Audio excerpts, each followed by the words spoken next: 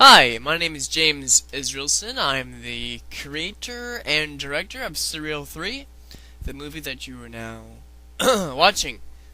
Monster Cat Productions is named after a cat of mine who liked to drool when you pet her. And there I am, me, James Israelson Film. And here we go. Not yet. Apparently not. Credits aren't over yet. I thought they were, but they're not. Alright. The beginning of Cer-Real 3 here was originally going to be another 1-minute animation. But then I decided that as I was making this, I decided that it would make a better, longer movie. I didn't originally plan it to be 20 minutes long, but yeah. This green guy, I just threw in for something new and interesting. My favorite behind the scene moment would have to be this part because of the car. Originally it was going to be a portal, and the green guy was supposed to come out of a portal, but I didn't know how to make a portal. And so I drove a car through a wall, which begins a lot of driving cars through walls and stuff in the Cer-Real series. And I do all the voices, as you can tell. Yeah. Now, this part would be the very first part you actually see him move and get up and stuff. And begins the amazing, technically advanced movement of my characters. How they just don't move at all. Their legs don't move. They just kind of jump around, you know. And it carries over to all the characters and stuff. And you'll notice that his voice, the green guy's voice, all of a sudden changes. Because I decided he should be like this more, Rambo kind of character. Over the course of the movie, the green guy became my favorite character in the series because he was really cool. He has a gun, he shot things, he has this really gruff accent. Come on, let's go get the cereal box, kind of in your face kind of character. Yeah, so there you go. That's the green guy.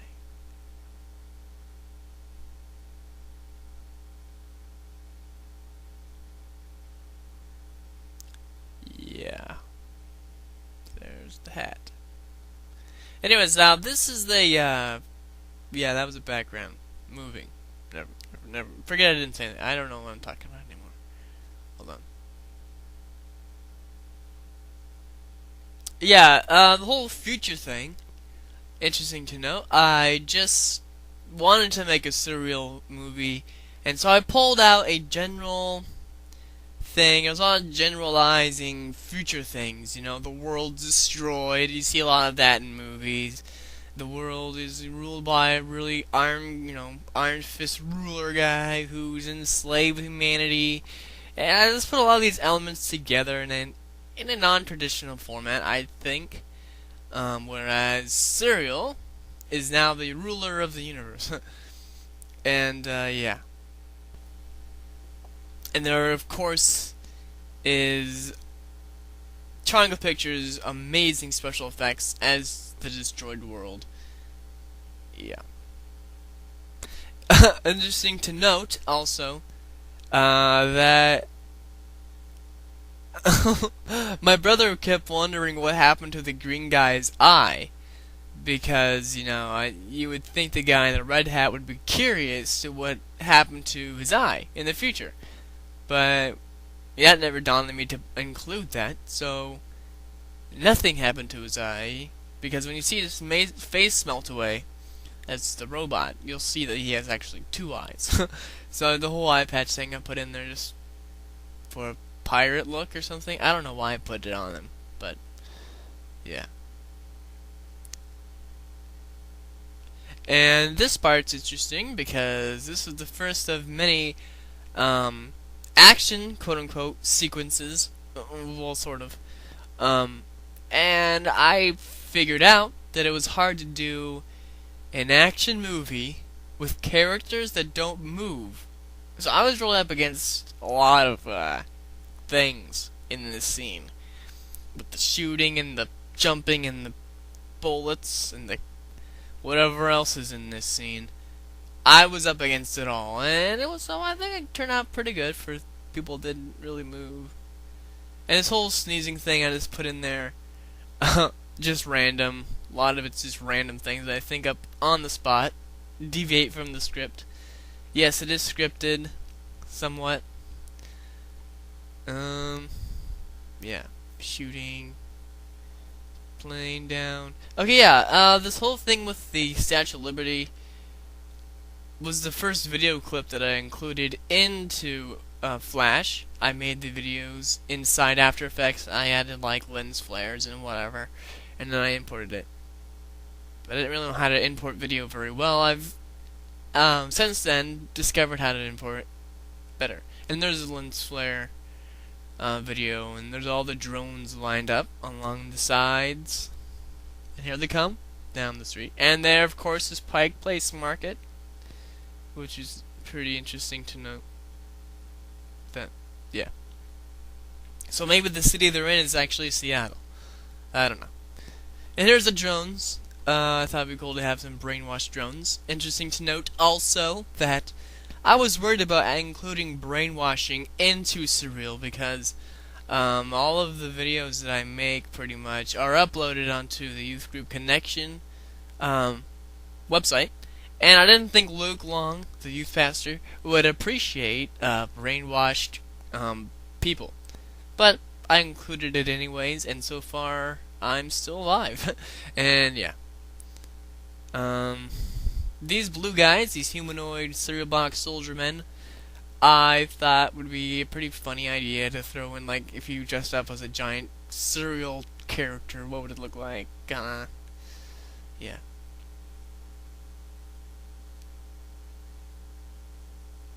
And of course, this is now part 2 of the 3 parts of Cer-Real 3.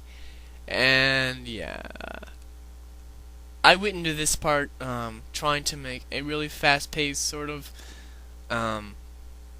action-packed adventure part of the movie. And here they all come around them. And of course, when I write this stuff, I'm thinking of it more dramatically. Because in my mind, they actually move. Again, they actually move in my mind. But here, this kind of pop out of windows and stuff, and wobble back and forth like penguins, I guess. And what you do is you bounce them up and down, straight up and down. Then you have the background behind them shrinking in the distance, so it sort of looks like they're running. Yeah.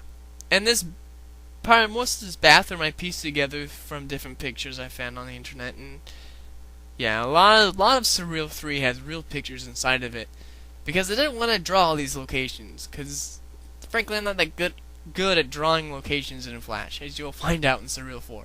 But in Cer-Real 3, yeah, I just wanted to use real pictures, and I didn't want to draw all that city stuff, because these are cool pictures.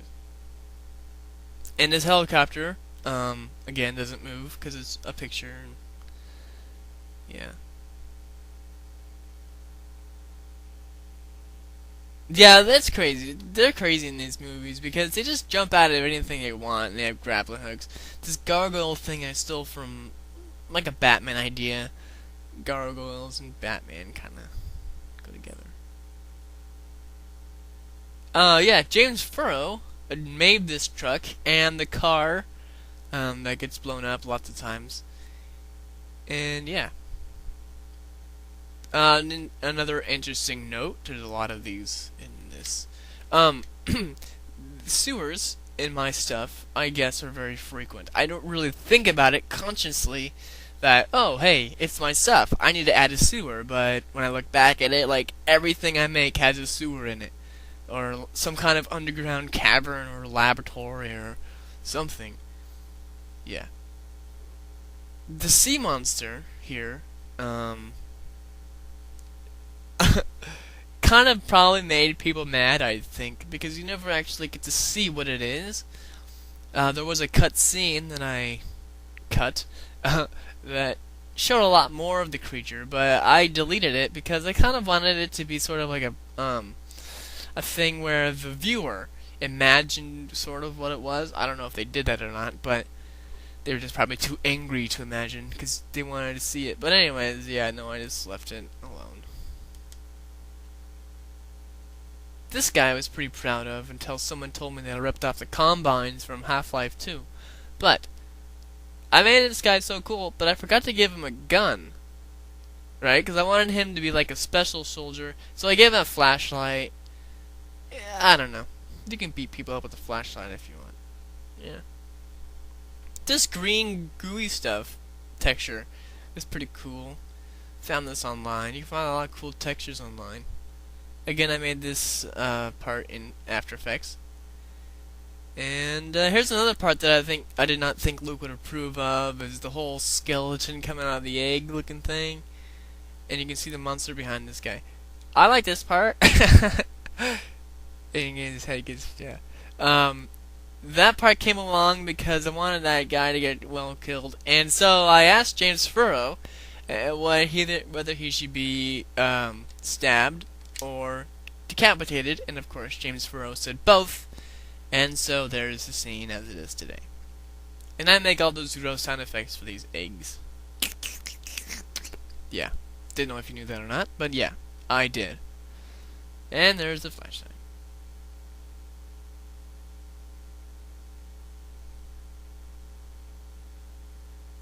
These water effects and fire effects and lava effects I got from a program called Particle Illuminator or Accelerator or Particle Eliminator. I don't know what it's called. It's cool though. And they have all these pre-rendered special effects. All you have to do is save as video files and yeah. And now here's the guy in the red hat's time to shine as an action hero. He takes the gun and blasts the cow out of this monster. And doesn't really do a very good job of it.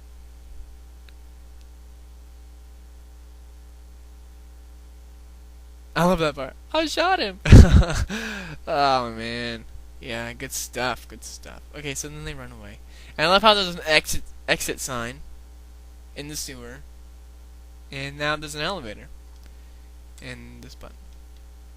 And then they descend into part 3 of Cer-Real 3. The picture behind the two guys of the cereal box is not a tombstone, as many people thought it was when I posted it on the connection. It's just a giant statue, because now they're like in the actual layer of this cereal box, you know. And there they go down. Whoa. Again, see my stuff. They always keep going down and down. I don't know what it is, but they do. And now they're like in the center of the earth, apparently, because there's like lava everywhere. This whole lava pit, maybe I got from Temple of Doom, I don't know. But, yeah. I like how their hats don't fall off, too. Like they're glued onto their heads or something. It's good.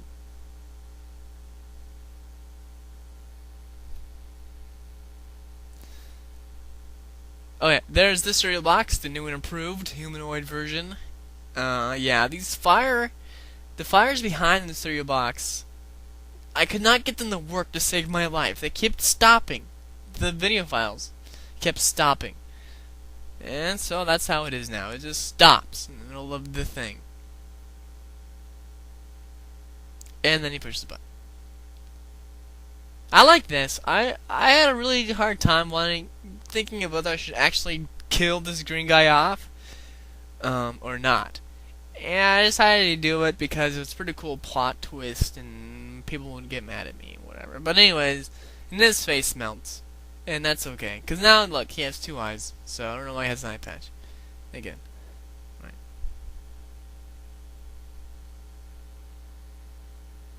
Now the whole thing with the guy in the red hat's hat, I don't understand at all, either. I don't understand the fascination of the hat or anything like that. I think that during Cer-Real 1, I just sort of wanted to give the idea that, I don't know, actually have no idea what I'm saying. It's just a hat that the cereal box likes or something, I don't know.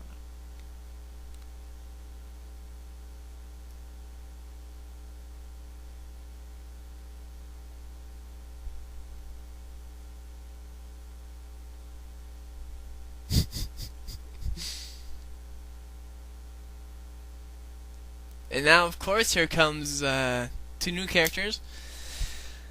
Oh, here's an old guy. The actual guy from the future. He's pretty cool. As you can see, he has two eyes and no eye patch. So apparently nothing happens to the real guy's eye in the future. But he does get some kind of walking thing because he needs a walker. So he's kind of slow, too. I don't know. I just put it in there for humor or something. I don't know.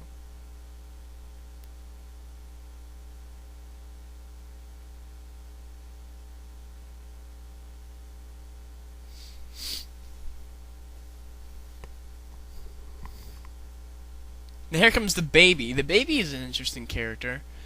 I wanted to bring a sort of bigger voice to a smaller character. The baby originally had a much more sophisticated intro, more dramatic, more whatever. But I cut all that out because it was too long and stupid. Anyways, now this part is so cool because he goes down and like 2 seconds later he's all free from the ropes. Isn't that great? It's like one sound effect, he's done. So you have to wonder how good cereal boxes are at tying ropes and all. Now I love this thing. This is, I don't know why, but I made this into a thermometer looking roof indicator thing, and that's what he does.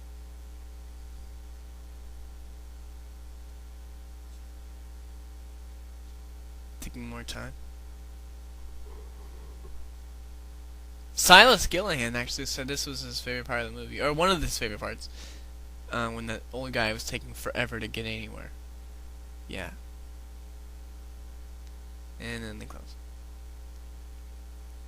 Now, then I took a really long break after the part where they closed, and then I came back a little while later and I made this last part.